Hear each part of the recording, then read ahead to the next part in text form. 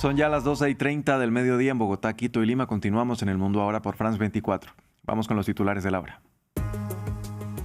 4 meses después de su muerte, Irán da inicio a los eventos fúnebres de Ali Jamenei, que se extenderán por una semana. Aliados extranjeros de la República Islámica llegaron para presentar sus respetos en capilla ardiente al fallecido ayatolá, quien estuvo 37 años en el cargo. Turquía se prepara para recibir a los líderes de la OTAN la próxima semana en Ankara. Previo al encuentro, el presidente de Estados Unidos, Donald Trump, volvió a arremeter contra los integrantes de la alianza, descontento por la desproporción en el gasto y la falta de apoyo en la guerra con Irán. El pasado mes de junio fue el más caluroso para Francia desde que se tienen registros. Así lo catalogó la agencia meteorológica del país, que advirtió que se batieron varios récords consecutivos de temperatura, en especial por la ola de calor de los últimos días. Y este viernes Colombia y Argentina se juegan su paso a octavos de final de la Copa del Mundo. Los suramericanos se enfrentarán a Ghana y a Cabo Verde respectivamente. Ampliamos en minutos con nuestra enviada especial Natalia Ruiz Giraldo. Empezamos.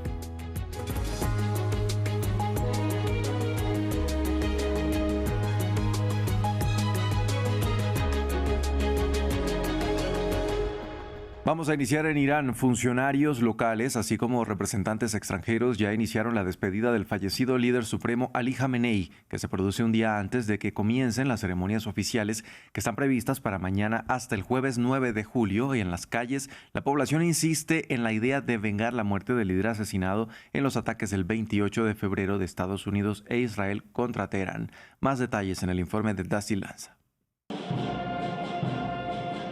Iraníes lloran al fallecido líder supremo de Irán, el ayatolá Ali Jamenei.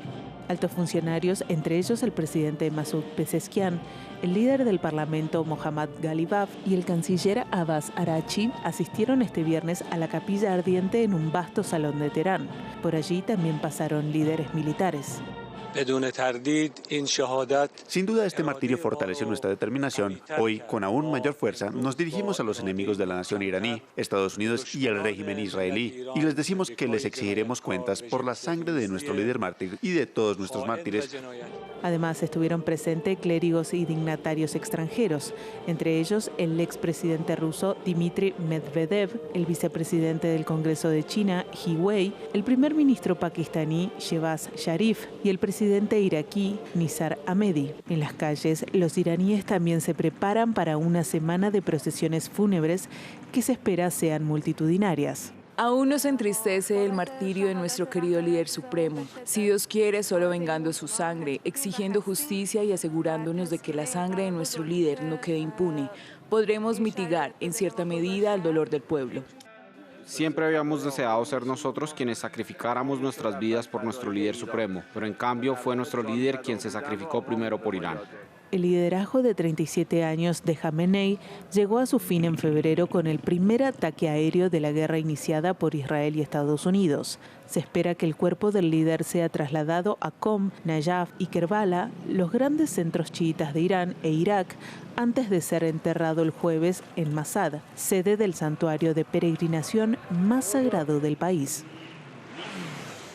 Esta semana el presidente estadounidense Donald Trump volvió a criticar a sus aliados de la Organización del Atlántico del Tratado del Atlántico Norte, la OTAN, esgrimiendo que es ridículo que su país gaste con amplia diferencia más dinero en alianza de seguridad que los otros miembros. Un nuevo eslabón en una larga cadena de desencuentros entre el mandatario y los dirigentes de las potencias europeas, y que se da a punto de empezar la nueva cumbre de líderes la próxima semana en Turquía. ¿Cómo ha sido esta tormentosa relación? Los detalles en el informe de Diego Bassani. Es una de las relaciones más complejas de Donald Trump. A lo largo de su segunda estancia en la Casa Blanca, el republicano ha mantenido un tira y afloje con la Organización del Tratado del Atlántico Norte, la principal alianza militar del mundo occidental. El mandatario de Estados Unidos ha cuestionado en varias ocasiones la utilidad de pertenecer al acuerdo de seguridad. Hay algo que nos decepciona mucho y lo digo públicamente. Estamos muy decepcionados con la OTAN porque no ha hecho absolutamente nada. Y siempre lo he dicho, hace 25 años. Yo no era político, pero siempre estuve involucrado en política y la entendía. Dije hace 25 años que la OTAN es un tigre de papel, pero más importante aún que nosotros acudiremos en su ayuda. Pero ellos nunca vendrán en la nuestra. un argumento que llevó a Washington a pedir a sus aliados aportar más dinero para sus carteras ligadas a la seguridad. La administración Trump pidió a los otros miembros de la OTAN realizar planes para aumentar el gasto en defensa al 5% de su PIB, una petición que fue aceptada con reticencia y a la que algunos países como España se negaron. Ahora mismo estamos al máximo de lo que podemos gastar adicionalmente en un año, con un crecimiento de casi el 20% en Canadá y en Europa. Realmente estamos al límite de nuestra capacidad de absorción. Esfuerzos que no han sido suficientes para Trump, quien esta semana volvió a señalar que hay un desbalance en los aportes a la OTAN. Estados Unidos gasta con diferencia más dinero que cualquier otro país en la OTAN para protegerlos, sin obtener ningún beneficio a cambio. Estados Unidos, 999 mil millones de dólares. Reino Unido, 90,5 mil millones de dólares. Francia, 66,5 mil millones de dólares. Italia, 48,8 mil millones de dólares. Polonia, 44,3 mil millones de dólares. Otros, entre ellos Alemania, aportan mucho menos. Es ridículo. Declaraciones que han sido cuestionadas por los líderes europeos que aseguran que están haciendo grandes esfuerzos presupuestales para incrementar sus aportes a la alianza. Esto de cara a la cumbre de líderes de la OTAN que se llevará a cabo en Ankara el 7 y 8 de julio. Rusia persiste con su ofensiva contra Kiev. Las operaciones contra la capital a lo largo de esta semana dejan al menos 30 personas fallecidas en lo que fue uno de los embates más mortíferos en la ciudad desde el inicio de la guerra. Asimismo, los servicios de salud ucranianos reportan 5 muertos en la región de Sumy tras una operación militar rusa. El presidente Volodymyr Zelensky condenó lo sucedido y aseguró que es una muestra de que el Kremlin quiere continuar con la guerra. Más detalles en el informe de Diego Bassani. Rusia continúa su asedio aéreo sobre las principales ciudades ucranianas. Este viernes, las Fuerzas Armadas del gobierno de Vladimir Putin llevaron a cabo ataques masivos sobre la región de Sumy y la capital ucraniana, la continuación de una operación dirigida contra Kiev que llevó varios días dejando decenas de muertos y heridos, en el que constituye en uno de los ataques más mortíferos en la ciudad desde 2022. Anoche, cuando sonaron las sirenas antiaéreas, salimos al pasillo para refugiarnos, como siempre hacemos. Entonces empezaron a volar los Shaheds y los misiles. Llevan ya 5 años lanzándolos desde Rusia. Después de que se derribaran unos 30 misiles, otro se dirigió hacia nosotros. Estábamos envueltos en humo y polvo. Nos tiramos al suelo, no sabíamos dónde estábamos. Una serie de embates que para el presidente ucraniano Volodymyr Zelensky son una muestra de que el Kremlin no está interesado en la paz. Cada día y cada noche los rusos atacan la infraestructura civil común y el terror es el único argumento que les queda para no detener la guerra. Se necesita una protección confiable de los cielos de Ucrania como prerequisito para la diplomacia. Contamos con el apoyo de nuestros socios, sobre todo con capacidades antibalísticas. Las tropas de Kiev informaron que atacaron con éxito 2 aeródromos rusos en la península de Crimea. Mientras tanto, las Fuerzas Armadas del Kremlin informaron que lograron tomar la localidad de Oleksandrivka, en el este de Ucrania, la región en donde se focalizan los enfrentamientos terrestres entre ambos bandos. Vamos a pasar ahora a Francia. La agencia meteorológica del país reportó que el pasado junio fue el más caluroso jamás registrado y que los días picos fueron también los más calurosos en Francia desde que iniciaron los reportes en 1947, con temperaturas medias de 30 grados Celsius.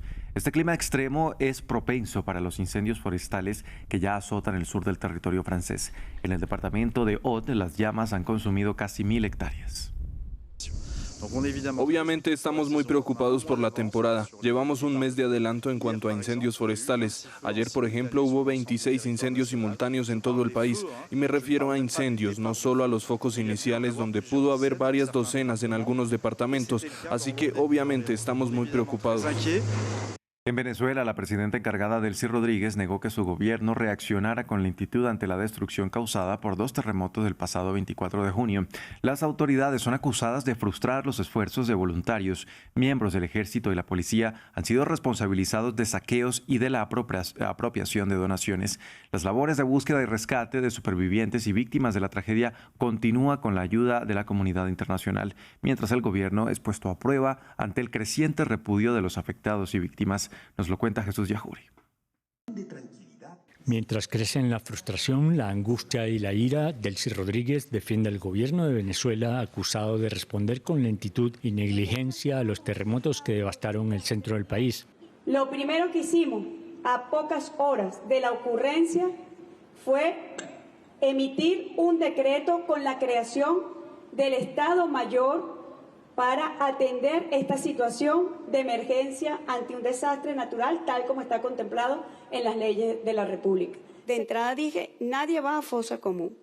Tenemos todos los médicos forenses en esa labor que ha permitido que cada cadáver tenga un expediente que les permita su reconocimiento. Han sido los civiles armados con palas, martillos y cuerdas los que se han hecho cargo de las labores de rescate. En medio del trauma e incertidumbre, la solidaridad y redes de civiles y de vecinos hechos voluntarios que evacúan a heridos, dirigen refugios y centros de acopio, mientras las imágenes de destrucción, los cortes de energía y grúas paradas dejaban a muchos traumatizados y en el desamparo por la falta de insumos y fallas en servicios desbordados. La presencia de policías y militares en zonas afectadas suscita indignación, insultos y choques con las autoridades, acusadas de estar enfocadas en dirigir el tráfico y de participar en saqueos.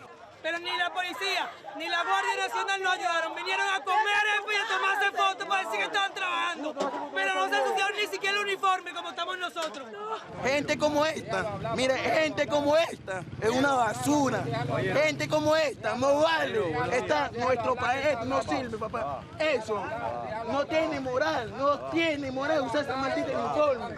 En La Guaira, miles de cadáveres y ataúdes se acumulan en una morgue improvisada al aire libre, mientras médicos y forenses trabajan a contrarreloj en carpas y toldos y en medio del vertido de cal ante la descomposición y el alza diario del número de muertos. Pasamos ahora a Cuba. Durante muchos años, el sistema de salud fue un símbolo de la isla por su cobertura universal y por la formación de profesionales. Sin embargo, actualmente, con la crisis energética y económica que enfrenta el país, el sector sanitario hace frente a la escasez de combustible y suministros médicos. Esto mientras cada vez más son los profesionales que abandonan el país. El informe es de Hugo Caro Jiménez. Lo que un día fue motivo de orgullo en Cuba, hoy es un símbolo de la crisis que enfrenta la isla.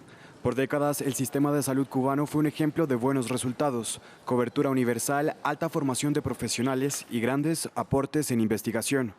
Hoy, esa imagen se desdibuja. La crisis económica y energética que vive el país ha hecho que los centros médicos se enfrenten a una escasez de suministros y combustible para sus equipos. Pacientes como Irisleidis Tristá sufren las consecuencias, padece cáncer y lleva meses sin saber si su tumor ha crecido o se ha extendido.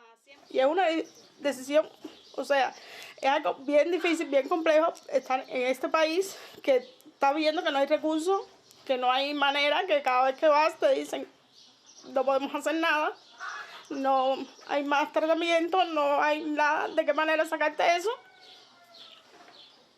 Y entonces es bien difícil. Otro agravante es la ausencia de profesionales. Son cada vez más los especialistas y técnicos que abandonan el país. Los niños se encuentran entre los más afectados. Esta oncóloga cubana afirma que ya son por lo menos 2 los menores que han fallecido en lo que va del año. La vida de nuestros niños prácticamente son contadas los días y que hablando en su corazón porque de verdad que lo necesitamos. Es algo duro, es algo bien duro. Muchos de los pacientes tampoco pueden seguir sus dietas por falta de alimentos. Cuba ya enfrentaba una crisis por las sanciones estadounidenses, pero desde que Donald Trump amenazó a los países que comercializaban y enviaban combustible a la isla, la realidad de los cubanos se deteriora cada vez más con el pasar de los días.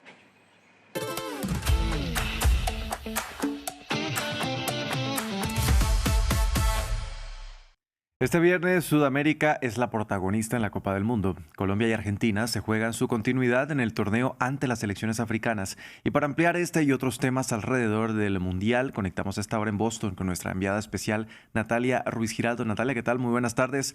Comencemos justamente hablando de estos encuentros de las 2 principales selecciones de la Conmebol. Así es, muy buenas tardes. Pues efectivamente todo el mundo expectante de lo que hagan por una parte Argentina, que se mide a Cabo Verde, y por el otro Colombia ante Ghana. Los argentinos van a saltar a esa cancha del estadio de Miami prácticamente como locales, teniendo en cuenta además que Leo Messi juega justamente en el Inter de Miami, club de esa ciudad. Y pues Argentina, que es una de las favoritas para este Mundial de Fútbol, y va a enfrentarse al pulgarcito, al equipo que ha sido sorpresa en este Mundial, Cabo Verde, que logró meterse en los 16avos de final, un equipo por el que nadie hubiera dado un peso, hay que decirlo, así sea de una manera un poquito dura y escueta, pero ha sido un equipo que se ha mostrado en realidad jugando bastante bien, como lo hizo ante España con ese empate que obtuvieron, y los 3 puntos con esos 3 empates en esa fase de grupos son los que les permiten hoy estar disputando esta fase. Por supuesto, el hombre del que más se habla en ese equipo, porque fue quien de alguna manera saltó a la fama, pues es su arquero Vozinha, y el sueño de él, de hecho, era disputar un partido, enfrentar a Leo Messi. Pues hoy parece que todo está dado para que sea así. Se le hicieron preguntas a Lionel Scaloni sobre si Lionel Messi estaría jugando los 90 minutos, si se tiene en cuenta de que posiblemente pues ahí cabe la posibilidad de que en algún momento haya un alargue en este partido. Por ahora Scaloni dijo, es imposible yo saber qué podemos hacer en este caso, pero bueno, es posible que la idea de Argentina sea de salir a ganar ese partido desde muy temprano para ya asegurar la victoria. Y por el otro lado, pues la noche de este Mundial se termina en Kansas City, esta vez con el partido entre Colombia y Ghana, con un partido que va a ser bien duro físicamente, con un equipo de Ghana que fue la sorpresa. Vimos cómo le hicieron ese partido, que empataron sin goles ante Inglaterra, cómo Inglaterra sufrió a lo largo de esos 90 minutos y el balón jamás entró. Gana que en realidad muchos piensan que es una cuestión de fuerza y sobre todo de aguante atlético,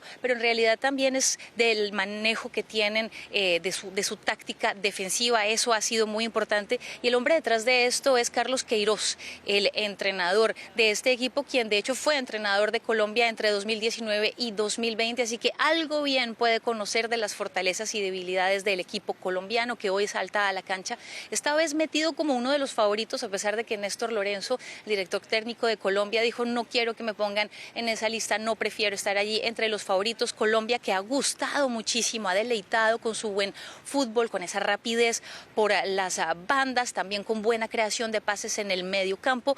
James Rodríguez ha estado jugando bastante bien, y también, por supuesto, una muy buena defensa. Lo demostraron ante Portugal en el último partido de grupos, que fue el que le permitió, a través de ese empate sin goles, pues lograr quedarse como el primero de grupo de ese grupo K. Los 2 laterales que hemos visto el gran trabajo que han hecho, Johan Mojica y por supuesto Daniel Muñoz, quien ya ha marcado 2 goles en esta competición y que se espera pues aparezca el día de hoy, y bueno, vengan los goles para esta Colombia, que busca regresar a los cuartos de final como ya lo hizo ante Brasil en 2014.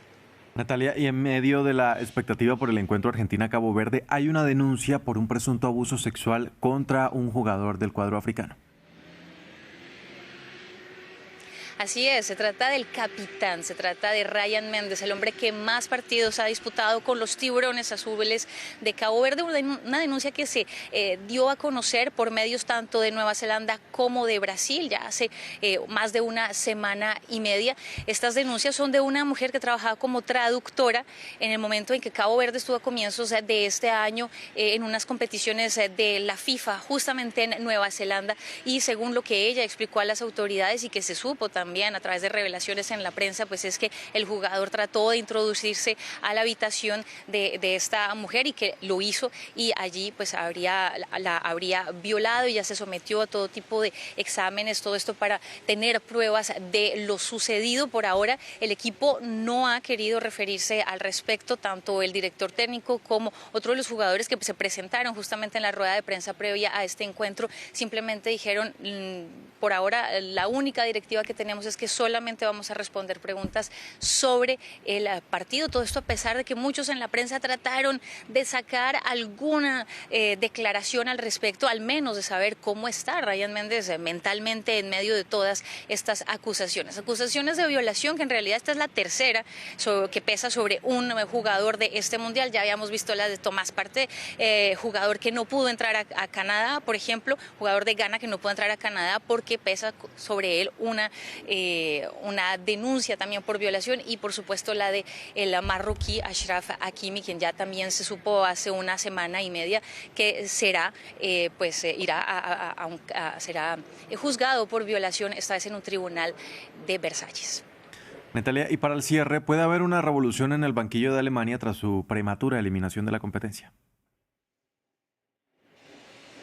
Así es, recordemos que después de esa tremenda eliminación a manos de la albirroja de Paraguay, pues es Alemania la que quedó en vilo, regresaron a casa muy temprano y pues finalmente Julian Nagelsmann, el hombre que había sido el segundo director técnico más joven de la Mannschaft con tan solo 36 años y quien había tomado este cargo en septiembre de 2023, pues él lo que tenía que hacer era lograr que Alemania finalmente lograra pasar de la fase de grupos y lograra llegar de nuevo a lo más alto de una Copa Mundial, como lo hizo la última vez en 2014 en Brasil. Pero lo cierto es que sí, ha sido un camino muy difícil para los alemanes, no han salido de esa época gris finalmente donde no logran avanzar en estos mundiales y caen también a manos de a veces algunos rivales que consideran que no son de talla mundial. Lo decía uno de los jugadores alemanes, esto le llegó por supuesto con una lluvia de críticas al respecto. Así que Nagelsmann, pues simplemente la federación le dijo, por favor, necesitamos que te vayas. Él no opuso ninguna resistencia y en todo caso se va, eso sí, sin las manos vacías, sin grandes títulos o sin títulos, pero sin las manos vacías económicamente. Se lleva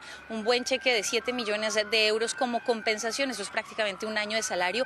Él además pues se compensa el hecho de que su contrato se termine antes. Él debía estar con Alemania hasta la Eurocopa de 2028, pero en vista de esto, pues en vista de este resultado aquí en el Mundial ha salido. Y por supuesto ahora la pregunta es ¿quién puede dirigir a la Mannschaft? Todo parece indicar que es Jürgen Klopp, quien dirigió a Dortmund, pero también a la Liverpool, quien estaría ya habría dado de acuerdo un acuerdo verbal, de hecho, ya con la Federación Alemana para estar entonces para ser ahora el nuevo seleccionador de Alemania. Todo esto a pesar de que cuando él llegó y se fue de la Liverpool, él simplemente dijo, quiero tiempo para mí, quiero tiempo para mi familia, por fin, después de todos estos años de tantos compromisos, y desde entonces trabajaba como el jefe de fútbol para Red Bull. Él además está aquí en Estados Unidos trabajando para una cadena alemana como uno de los consultantes, como uno de los periodistas o de los comentaristas para la televisión alemana en medio de este mundial. Por ahora no hay,